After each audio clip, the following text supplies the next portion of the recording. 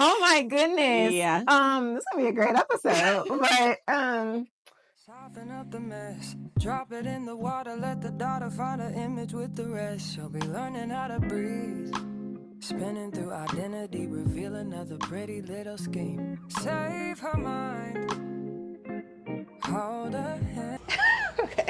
Hello, everyone. Welcome back to another episode of DiscovHER. On this episode, we have a very special guest of mine. I'm Jessica. All the girls call me Jess.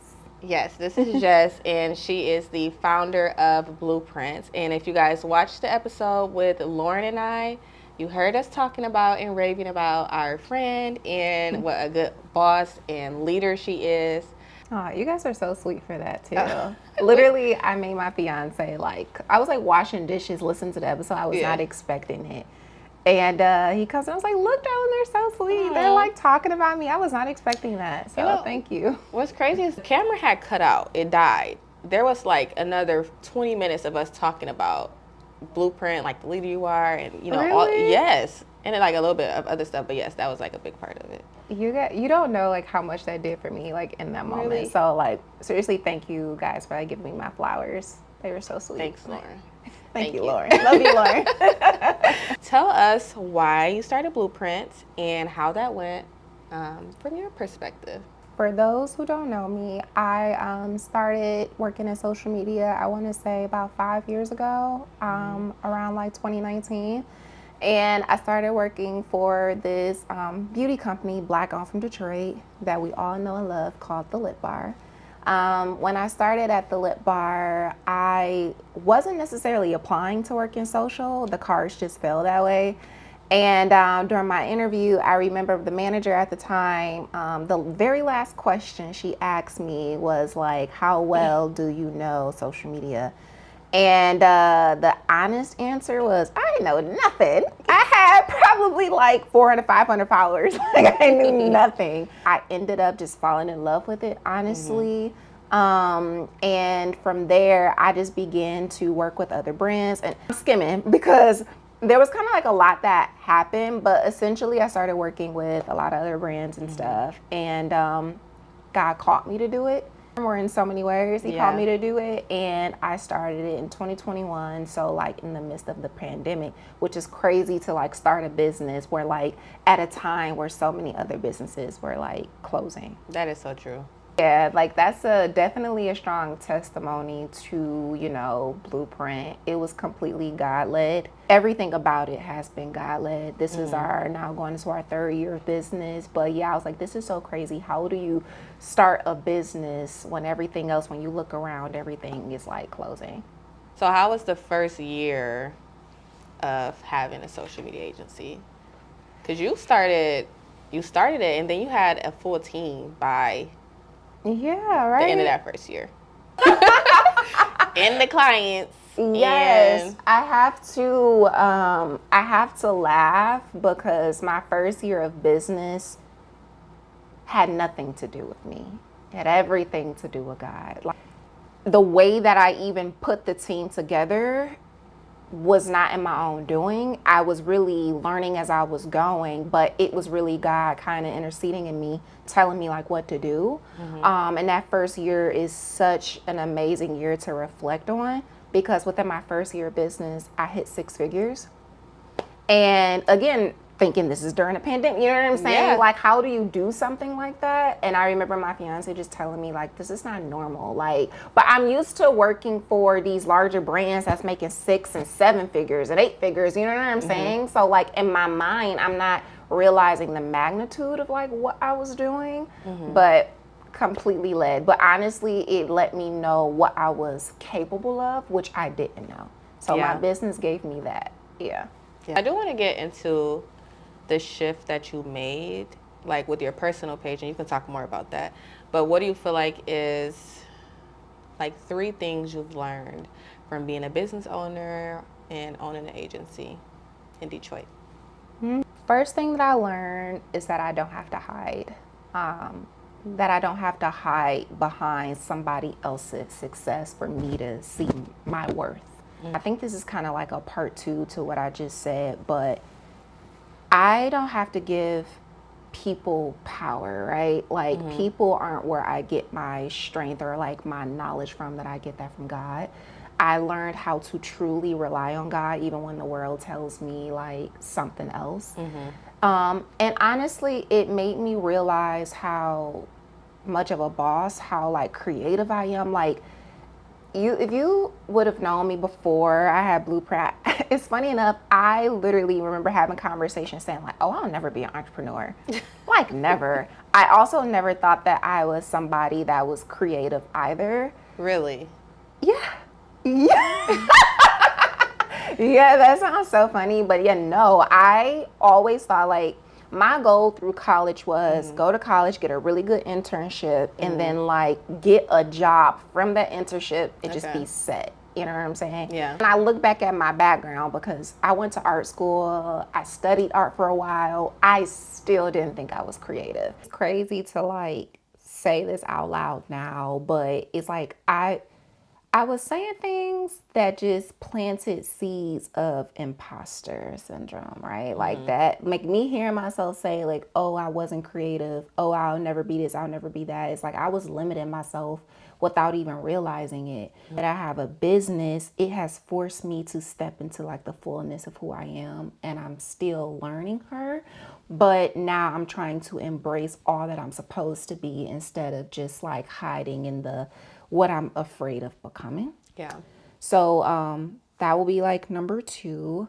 And then number 3, I think I'm just really learning how talented I am. I didn't know that I was capable of achieving the numbers that we've had. I didn't know that I was capable of working with clients that I have before. I didn't know that I was capable of creating partnerships. I didn't know that I was capable of honestly providing a team or creating a team and providing for them. Like just last week, my fiance was saying, you don't know that even with you helping your team in the small ways that you are, you don't know how big that actually is affecting them in their real lives. Yeah. He was like, somebody phone bill got paid, somebody car note got paid, and you don't know, you know what I'm saying? You're just doing you, but like that small thing isn't so small in somebody else's life. So I think if I could sum that up, yes, learning like how talented I am, but just like learning the impact of my work. Especially working in something like social media, people that don't understand, it's like, oh, you work in social media. Some people don't even know, like older people don't even know like what it is. For people that do, sometimes it's like, well, how far can you go within like working in social media? So I think first lesson would be that I don't have to hide behind other people. Number 2 is me. I think I was saying something about me realizing that I was planting negative seeds that was kind of stifling me from becoming the fullness of who I am. And then number 3, learning like the impact of my work and learning that somebody like me, a skinny girl from Detroit, can actually make major moves and actually impact a lot of lives. Yes. Yeah. When it comes to your own page, I feel like, and I was telling you, I feel like you're very consistent and authentic.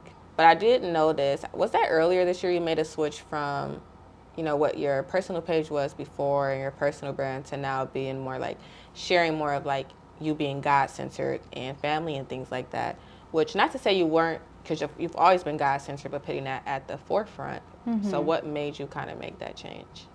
I remember towards the beginning of this year, I remember feeling split.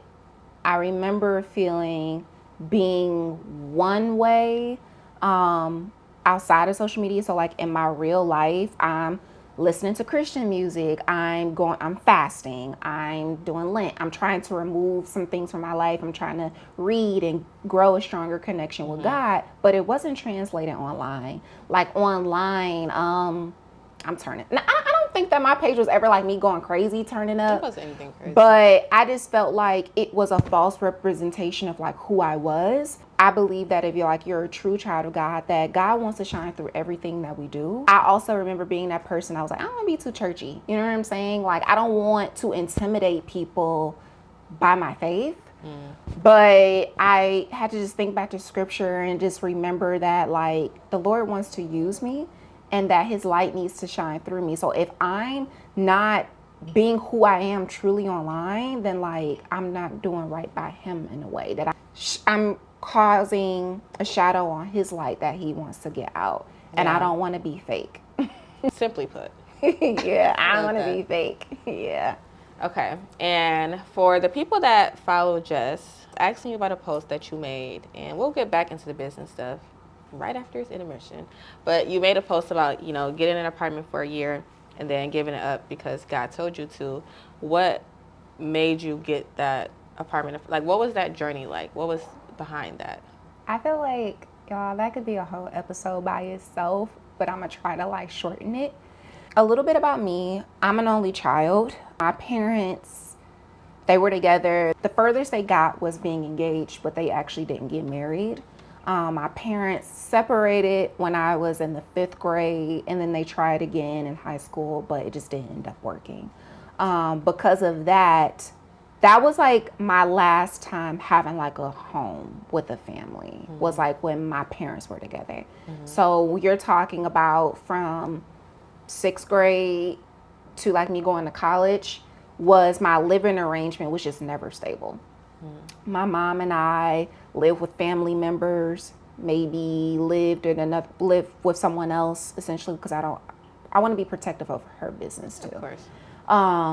But from there, I went to college. I lived on my own, but I had roommates, right? But that experience was amazing in itself. After that, immediately after college, I moved in with my loving fiance. And thank God for that, because if I didn't move with him, I would have got my own place, but it financially just wouldn't have made sense. So he and I were together, we're growing. We actually moved from an apartment that we had to a home that his father actually passed down to us. Shout out to my father-in-law. I always had this like desire in my heart of like, I wanted to cultivate my own space, my own home. And some people may think that it came from a selfish place. Yes, it maybe, it really came from this desire of healing. There's so much to be said about the foundation of that family union growing up, and it's so important for like a child to be in a safe, loving environment, hopefully with two parents, but if not, at least to have a place to call home, a place where you can go and let your hair down, a place where you can go and put your bonnet on and not care what other people think about you, not have to worry about if my clothes are clean, where am I gonna lay my head, like you just don't have those worries. And I did. And I wanted a place where, I can put my clothes where I want to, or I can decorate without the worry of somebody being like, oh, you gotta get out. Or no, you can't live here no more. Because I grew up with that feeling of like, you could take this away from me like that. And by this is supposed to be my safe place. And it's in somebody else's hand and in somebody else's control. So I just had this desire that like, I want my own like place to call home. And not that my fiance wasn't like providing a loving environment, because one thing about him was that he made it clear that we live here. This is not my house, you know what I'm saying? Although this blessing of a home came from my father, I want you to live here as much as like I am here. Like I want you to decorate, I want you to do this. But it wasn't good enough in a way. Like he did everything that he could, but it couldn't heal the like childhood like trauma that was like living within me. And I knew the only way that that could really be healed is if I were to like find my own place. Now, I started to like confess and like share this with him during the pandemic. And at the time, I have to be honest and say that when I brought it up to him, it oftentimes came from a negative place, meaning maybe we was having a disagreement. It wasn't like a, hey, like, let's sit down, let's talk, let's unpack. No, it wasn't that. It was coming from a zone of like, I need to get out. I need my own space. Like I'm overwhelmed, but giving myself a little bit of grace. The pandemic was blurry times for everybody. Yeah. So I feel like what I was already feeling inside was being heightened by the conditions of the pandemic. So I felt such a passion where I began to like, you know what? I'm gonna go, if I don't have your support or not, I'm gonna go do it. I felt like God was telling me that it was on the way. In fact, a good girlfriend of mine, Katie, I remember this day, she had invited me because there was a spiritual guide and he would do these like talks. I think they were weekly or something like that. And she invited me and he began to prophesy to me in a way. And he was like, I can see that you're moving. Where are you going? Is what he said. And what's so interesting about that, Deja, is that on this episode, while I'm talking to him, Josh was sitting right next to me. He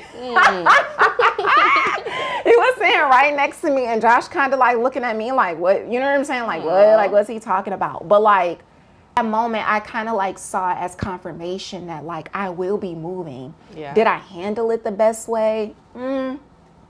I don't know. You know, I did the best that I could during the pandemic, but I knew in my heart of hearts that there was a place out there that I could call home. I knew it was an apartment. Eventually, God began to work on the heart of my fiance, and he created the circumstances where it became okay, right?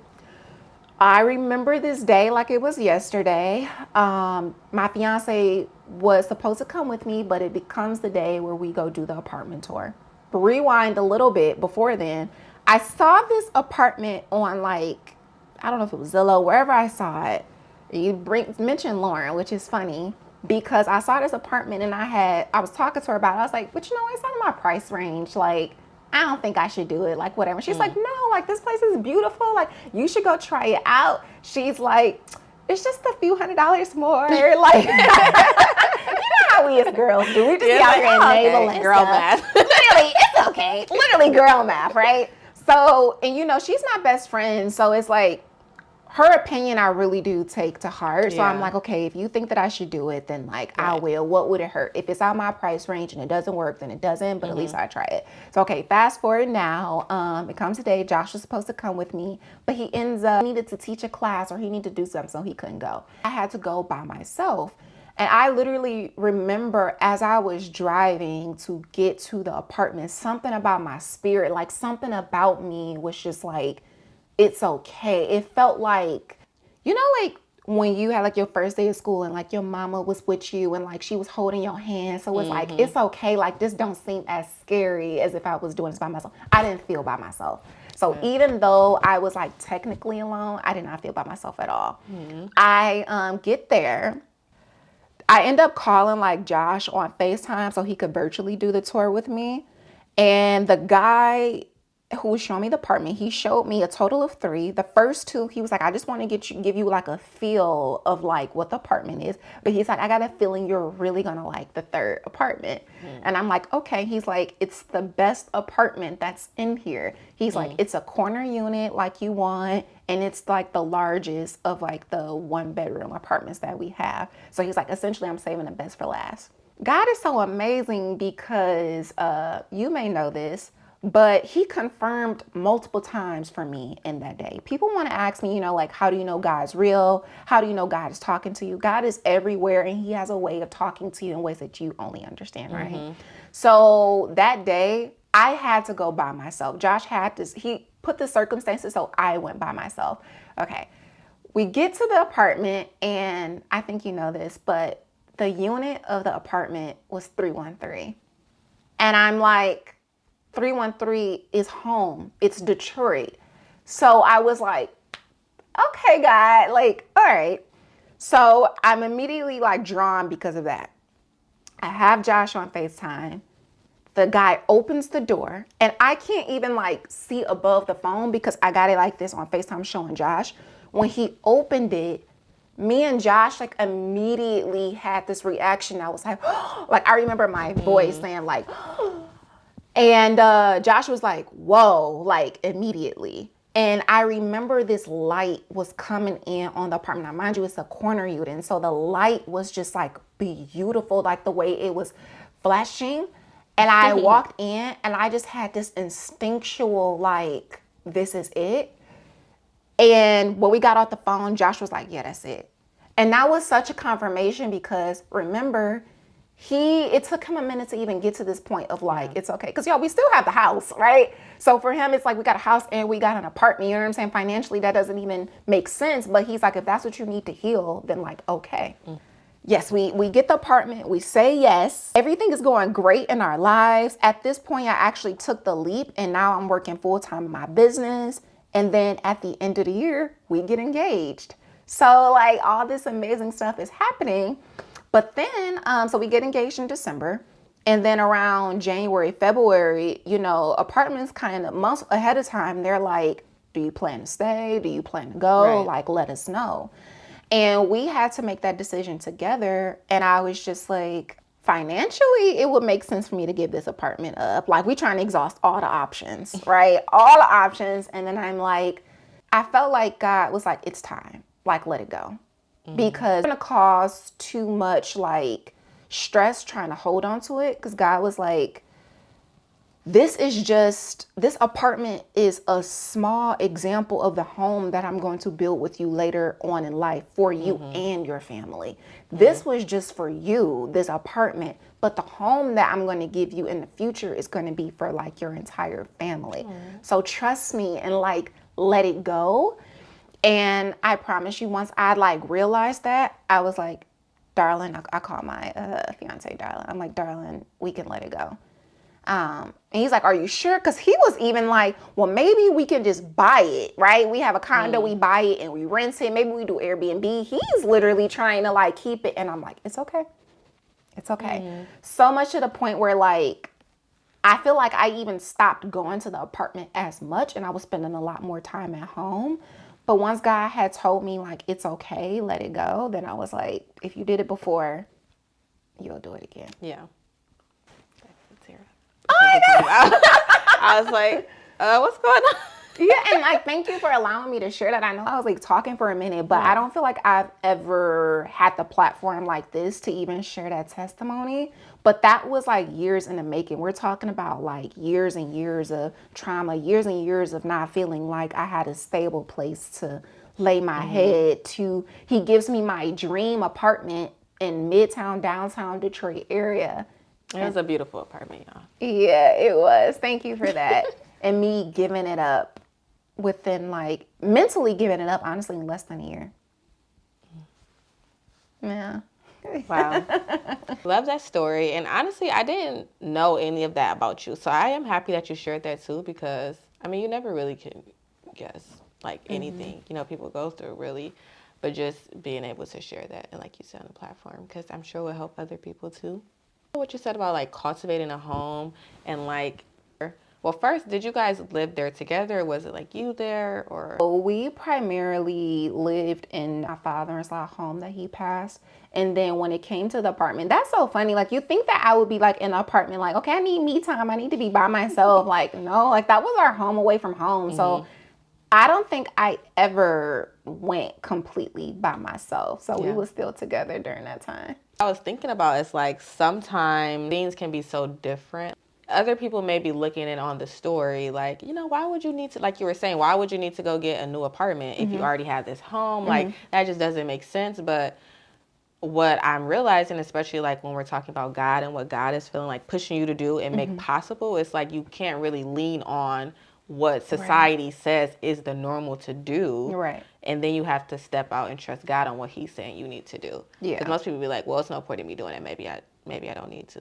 Yeah. Or maybe, oh, you are just doing that to be selfish. Like, and even if you were, but like there's also other things that are going on alongside that. Right. And doing what you need to do to heal. Right. Exactly. And I'm happy that y'all, first of all, also the alignment of you doing that before y'all got engaged too. Yeah, Everything right? was aligned.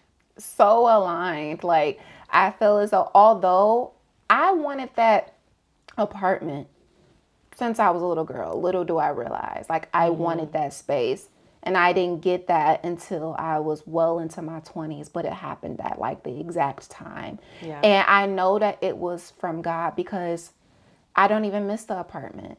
I genuinely felt like that mission that I had, like it's done. And now I feel more ready than ever to like step into wifehood and step into like, because here's the thing too. I was worried that if I didn't get the apartment when I did, that I would hold on to resentment in my marriage. Because the way that I see marriage is, and maybe I got some growing to do when it comes to this, but I see it as this is forever and ever, right? And everything from the moment I say I do, for the most part, will be about my family. And I have to consider my family and I have to consider our children. I can't just, oh, I want an apartment. Let me go get my apartment on the side. No, I have to put their needs first as well. So it's like if I didn't get that apartment, I think that I would have went into marriage like I still didn't get what I want, right? I still didn't. So I'm so happy that my fiance supported me when he did so that I didn't have to hold on to that resentment. Yeah. And if I did hold on to that resentment, it's like that had nothing to do with him, you know? The decisions that my parents made had nothing to do with that man. He wants to experience me happy and healthy. Like he wants the wife that is happy about marriage and available. I don't think I would have been available if I didn't have that apartment. Yeah. And that also reminded me that I feel like sometimes, like depending on our backgrounds and where we may come from, a lot of women may look forward to marriage to cultivate a certain home that they didn't previously have. Yeah. So they're like, oh, well, I can't wait to do this so I can create this, or I can't wait till I get to this point so then I can create this, or like wanting to rush to be at that point. Yeah. But not necessarily like doing the work that it may take to not bleed out when it gets to the point of marriage and having a family and things like that. I can definitely see that. But I knew for sure that I had some like healing to do on the background. Like it wasn't like, oh, I can't wait until, like you said, like I get married so that I can like have my dream home, right? Or so that I can do X, Y, and Z. It's like I wanted to kind of give myself a gift. I feel like we all deserve healing. Yeah. We all deserve to and experience healing in ways that are effective to us. Like I experience healing when I listen to podcasts such as this, you know, when I can see myself and other women and hear their stories and like, you know what, I wasn't alone when I experienced this. I'm not alone with some of the stuff that she's mentioning now. So with healing, it's just like literally the saying of like, you know, you have to do right by yourself first before you do right by other people is real. Yeah. It's so real. Yeah. And I feel like with healing as well, sometimes like it can be either perceived to be like this really rough thing, which sometimes healing can be really, it can get really rough, especially like, you know, doing the work or something called like shadow work and things like that. But also healing can be like very beautiful, like the trying new things. Do you feel like that's how it was for you once you like were in the place? Yeah, like don't get it twisted that it was rough because unpacking your trauma to somebody else who didn't have that experience, you know what I'm saying? Like it's like we talk in a different language. So trying to share, first of all, let's start with me understanding what's going on within me. Just because I had that brokenness or like this desire in my heart since I was a little girl, I wasn't able to communicate that. Right. And then you're trying to communicate that to the opposite sex, you know what I'm saying? Who had a whole different family, who had a whole different like situation going on. So it was very rough, like getting on the same page. But this is why I amplify and give God the honor so much because he's at the center of our relationship. So it's like because of that we were able to like get on the same page together. But it was rough. But when at the end, when I can see like, okay, this meant something, we went through that for a reason, and knowing that, you know, everything isn't perfect right now, but we're breaking generational curses. We're setting up a beautiful family. My fiance always says like, you and I are family. We're a family of two right now. You know, it starts with us and our family will expand by the grace of God. That is beautiful to me. It's like the healing. I'm doing the work for them. Yeah. I'm doing the work for my team. I'm doing the work for the young ladies that do watch me or guys that do watch me on social media or whatever. That makes it beautiful. And I feel like the beauty outweighs the hardships because the hardships in hindsight only lasted a shorter while compared to the long-lasting effects of the healing itself.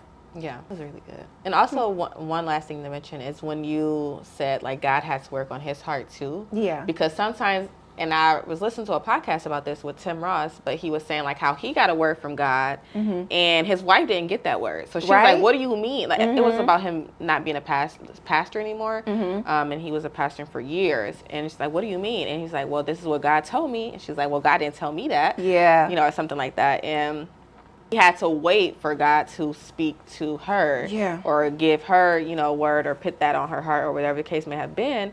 And I think that's also a really important thing to remember in our relationships. And honestly, any type of relationship. Because sometimes what we may get from God, that person may not have received yet. Absolutely. Or God needs to bring them through something or gets them to the place to be able to even process that. Literally. I love that you bring that up because that's such a key in relationships. Like, God is going to talk to my fiance in ways that I don't understand. And oftentimes, if we're being real, he'll probably talk to him first about certain things. And for me as a woman, Deja.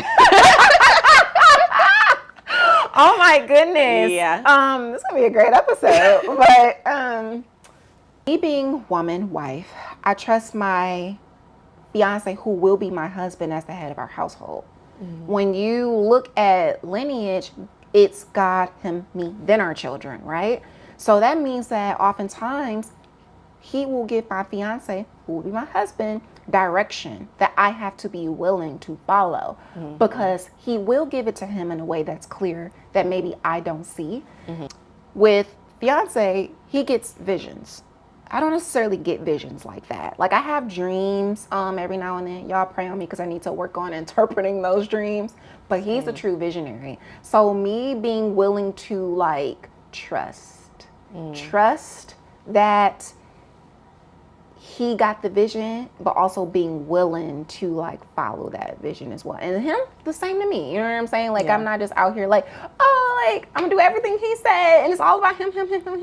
But if we're gonna be real, it's like, yes, he's the lead, but I need to be able to follow his lead as well. So yeah. It was what you went into. It was like, because I feel like that's a whole different like topic and it could be a whole different episode, but like, yeah. It's coming. It's popped up in my mind to come. Like just talking about it, especially like really talking more about us women that are, you know, following Christ and God fearing, like we have a lot to talk about. Literally. And now it's like being more pushed out for me because I am more spiritual. I became like more spiritual. I got baptized. Everything was happening so fast, but then like going through that process of, you know, being pregnant and having a daughter and you realize, you know, before it's like, you know, the grandmas and the aunties, they like the ones that are the prayer warriors that sit there and praying over you. But then I remember I was talking to my doula, which is also my friend. It's like, oh, we gotta be that now. Yeah. That has to be us. And that's what really like deepened, I don't think I've shared this yet, but that's what really like deepened my faith. Cause it's like, you know, everything is spiritual. And it's like, we can't lean on, I mean, we can, but like, we also have to be the aunties and the uncles and the grandparents one day that are praying for everyone else. And of course, you know, we want to pray for our friends and our family and things like that. But having a child is like,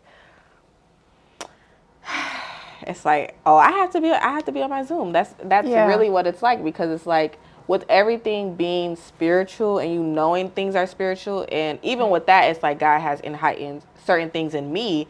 So like what you said about like dreams and things like that, I get those all the time, and it's like I have to work on interpreting them as well.